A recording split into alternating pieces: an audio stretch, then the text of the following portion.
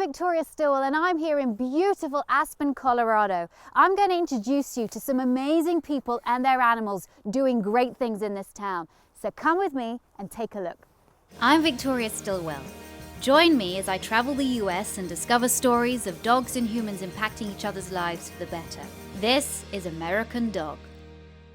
I'm here on Aspen Mountain with Brad Benson, who is part of the Ski Patrol and is also the coordinator for the Avalanche Dog Program. Today we're going to see how some of these avalanche dogs work in an area that has known its avalanches in the past. And yes. Especially this year is a pretty bad avalanche year, isn't it? We've had a very bad year, yeah. And why is it particularly bad this year? Just because of the weather conditions earlier in the season. We've just got a whole deep layer of snow down on the ground that's just like sugar granules that isn't supporting any of the snow that comes on top of it. So we have big avalanches sliding on all those ball bearings down low. How many avalanches have you had this year? Well, we haven't had any on the mountain because we go out and control those ourselves. But there have been several out of bounds. I think we've already had 6 or 7 avalanche deaths in Colorado this year. Wow. Yeah. Now, as Ski Patrol, how long have you been part of Ski Patrol? This is my 23rd season. And what sort of things would you encounter on a daily basis? Well, on our average day, we're just working on skiing around the trails, making sure they're safe. We've had a lot of wind this year, so we've worked a lot of chainsaws, cutting up trees. We mark stuff with bamboo, any hazards, and just make the mountain safe. When it snows a bunch, we come in early in the morning and do avalanche control on runs like this one and those over there. Tell me about coordinating the dog program. We have 10 dogs in our Avalanche Dog Program here. We've got 3 on this mountain, 3 on Aspen Highlands, and 4 out at Snowmass. My dog is a 2-year-old who's still in training, so he's done his obedience test and is preparing to do his first search test. And we've got 3 levels of testing. Several of the other dogs have done our 3rd test, our advanced test. One that's up here today is our oldest dog. He's about to retire. He's 12. Right. And he can still do the job, and he's still very excited, but it's just too hard on his joints to carry on that long. How important is relationship between you and your dog? Oh, that's the most important part. He does everything with me, and that just makes all the world a difference.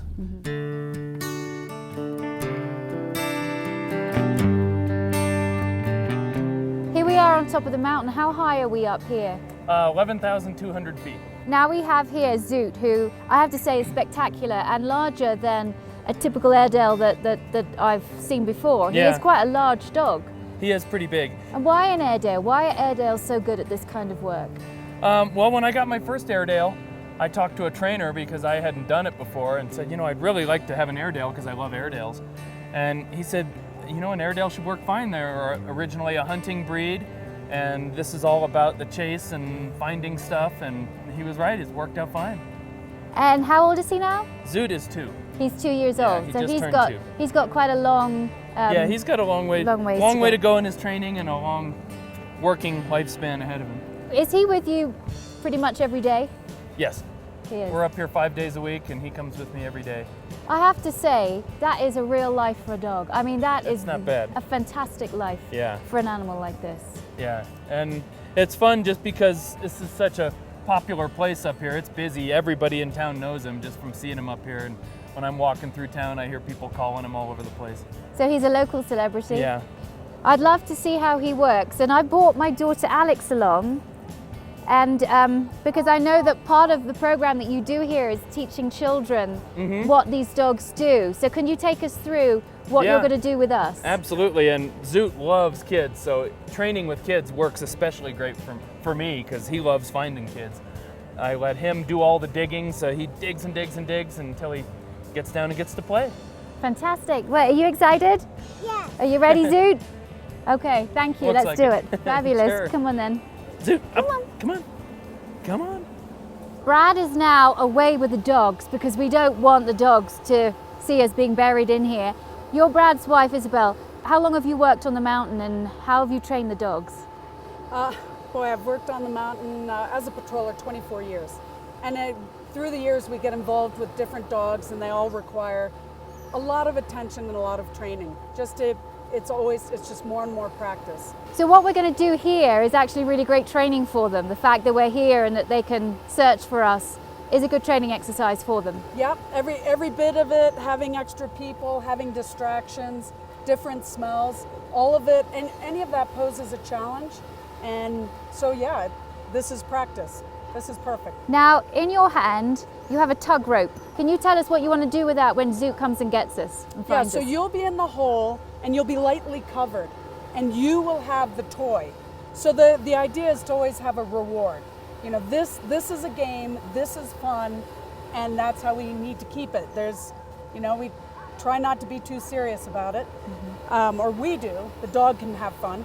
So you'll have the toy in the hole, and when Zoot finds you, his job is to learn how to dig, to tell us that there's someone there, and to put his nose in, and you will hand him the toy, but hold on to the end, and we want you to play tug of war. Okay. So Okay, that sounds fantastic. And I love the fact that you're using toys as a reward. I think that's so great because a lot of people wouldn't understand that actually this is just one huge great big game yeah, it's to a hide dog, and isn't seek. it? This is just hide and seek with the dog, and they love it. They go, and it has to be exciting. We have to make it exciting and fun, and that's when it works. Fantastic. Yeah. So you're now going to bury us in the hole, are you? We're going to put you in the hole. There'll be plenty of air, and Okay. because he's young and still training, we're not going to make it so that it's difficult. No, Really, of it's course. a lot of success. We need a lot of success.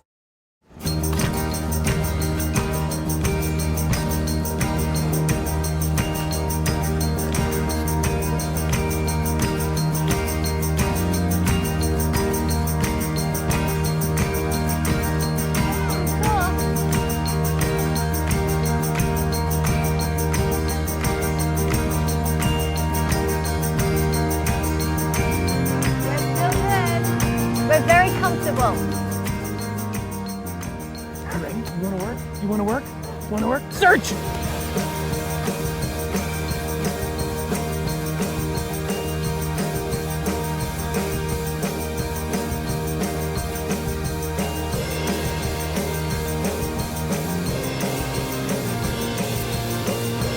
Oh, hey, what a good boy! Yay, what a good boy! Woohoo! All right, that was quick. Woohoo! Good boy. Good boy. All right. Good boy. Good. Yeah. Awesome. All right. Get it, Good. Good. I'm gonna get it. I'm gonna get it. Good Oh, I boy. dropped it. Yes. Good boy. All right. Oh, you go. Good boy. You good? Oh, that was so fun. Good hiding spot, huh? That was awesome! When you think you've done it all, you haven't. Being buried in snow, even though in a controlled environment, is pretty freaky. I can get a tiny little bit of an idea of what it must be like to be buried in an avalanche. But thank goodness there are dogs like Zoot and people like Brad and Isabel to help people that unfortunately come in distress in this way. Thank you so much. No problem. And Thank you. Zoot, It's good for training. rescuing me. You are an awesome dog. Have you ever heard of skijoring? Well, that was it. I'm here with Louisa Morrissey, who is a fantastic trainer, and also she teaches the sport of skijoring, which is basically canicross on skis. And so we're going to show you today how it's done, and I have to say it's pretty awesome. Wow, she's going fast. That is fast. Good boys. Come. Yeah. Good boys. Good boys. Good boys. Bye. Good boys. How long does it take you or to train your dogs to do this? Obviously you've got to be a relatively good skier. You do, and it really helps to be, a pretty decent skier. Dogs will really sense, easy guys, easy, if their owner is excited or nervous. And so when I teach it, I tell people to get on the skis they're most comfortable on so that they're relaxed and confident, and that goes straight to their dogs. And so for a dog to learn, it really depends on the dog. Some dogs just take to it and just run out. Other dogs need a little encouragement, and the way we do that is we either hook them up to a dog that knows what they're doing, Okay. And they follow, and that's one of the easiest ways to teach. Or you get someone, their owner or their human, in front of them calling them. And then they start learning like, oh, it's okay to pull, it's okay to pull. Good boys, yeah. For a lot of people watching this, they're going to look at it and go, all right, but you're teaching your dogs to pull. Now, again, how do you mark that difference? Yes, they can pull when you're doing this sport, but when they're at the end of a leash, they can't pull. How, as a trainer, do you work that out? Well, I think it's a great question because we're both non-force trainers. Yes. And I just teach it as a place in relationship to me. Heel is a place in relationship to me here. And it's not taught by using a choke chain or a prong collar or anything like that. And what you want is, like, when we teach heel, I might do, some targeting, hand targeting. When I teach loose lead walking, I teach, within 2 or 3 feet. And there's a command like easy for that. And then this is let's go out in front. So, by being non-force and positive reinforcement and teaching the dog simply what to do and rewarding them, then they have the confidence to go out and pull. So really what you're saying then is you've got different cues, Yes. cue words Exactly. for different actions. Exactly. So when you say heel, these dogs that have been taught to pull, when you're skijoring, Exactly. will come right to your side. Perfect, yep. And in Okay. fact, this guy has a title in rally, Okay. which is all about obedience and healing. We're working on it with him. Yes. Because, And you're a young one, aren't he's you? young and he just gets distracted. Yes. But yes, so it's just a cue. Can any dog do this? And what is so good about the Border Collie for this kind of sport? For the Border Collie for this sport, really, so any dog can do it. And in fact, I was telling you, we had a Pomeranian in class the other day. Wow. And, but what worked is I look at the human-dog team. And that's what's important to me. I teach at a totally recreational level. This is something people do to enjoy with their dogs. So really, any dog can do this as long as they're in good health and the human-dog team is making sense. So this sport is all about teamwork, It's isn't it? totally all about Which teamwork, again, yes. as trainers and as positive reinforcement trainers, and Louisa Morrissey is one of my Victoria Stilwell positively dog trainers, with using this positive reinforcement, it's all about building up that team, isn't it? It's totally not is. a confrontational relationship, Not it's at team. all. It's totally team. Is it relatively young, skijoring? Is it relatively young here? Skijoring, it's been in Scandinavia for hundreds of years. And I've been teaching it for, gosh, over 7 years now here. And so I would say in the last decade, it's been really picking up. There's some really big popular spots for it. Minnesota is a huge spot. My colleague in Minnesota, they have a Skijoring club with 300 members. Wow. Yes, Really? which is really cool. And they have fun. The core is the partnership. Dogs don't know about titles. Dogs don't know about winning. Dogs don't know about money. It means nothing to them. What means something to them is their relationship with their human being. And that's really the core of everything that we do. Building stamina up with your dogs, you can't just introduce the dogs, put on skis and tell them to go for miles and miles and miles, can you? It takes a while to build up that It takes a while, stamina. yeah. As far as their fitness, we need to accept where their fitness is and just go short and sweet and make it fun for them. Right, right. I'd love to see you do this again, so could you show us? Be happy to. Yes. Fantastic, All thank right. you. Come on then, Okay, pups. all right. Okay. She's going very fast. Good boys. And that's just with 2 dogs. Can you imagine what it's like with 4?